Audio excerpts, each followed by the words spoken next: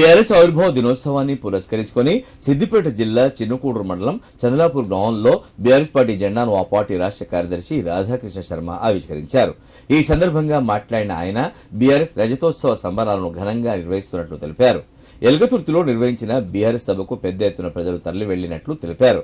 కాంగ్రెస్ ప్రభుత్వం ఎన్నికల ముందు ఇచ్చిన హామీలు నెరవేర్చాలని ఈ సందర్భంగా డిమాండ్ చేశారు.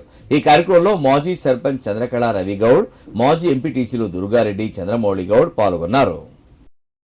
ముఖ్యంగా ఈరోజు కాంగ్రెస్ పార్టీ ఇచ్చినటువంటి హామీలను విస్మరించి ప్రజలను మోసగించినటువంటి సందర్భంలో ప్రజలందరూ కూడా ఈనాడు మళ్లీ బీఆర్ఎస్ పార్టీ పాలననే బాగుంది, కేసీఆర్ గారి పాలననే బాగుంది అనేటువంటి అభిప్రాయంలో ఈనాడు ప్రజలందరూ కూడా ఉన్నారు. అందరూ కూడా చాలా సంతోషంగా మరి సమావేశంలో పాల్గొనడానికి మరి ఉత్సాహాన్ని చూపుతున్నటువంటి సందర్భాన్ని చూస్తూ ఉన్నాం.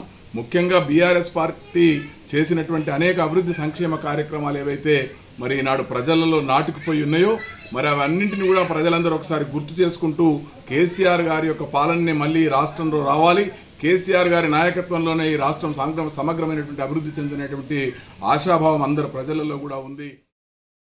బీఆర్ఎస్ పార్టీ ఏర్పడి 25 సంవత్సరాలు పండుగ జరుపుకుంటున్న సందర్భంగా ప్రతి గ్రామంలో, పట్టణాలలో ఈరోజు కేసీఆర్ని ఒక దేవుళ్లాగా పూజిస్తూ అందరూ కూడా కేసీఆర్ని మళ్ళీ రావాలి, మళ్ళీ సీఎం కావాలి, కేసీఆర్ వస్తేనే మా బ్రతుకులు బాగుపడతాయని చాలా మంది ఆవేదన వ్యక్తం చేస్తున్నారు.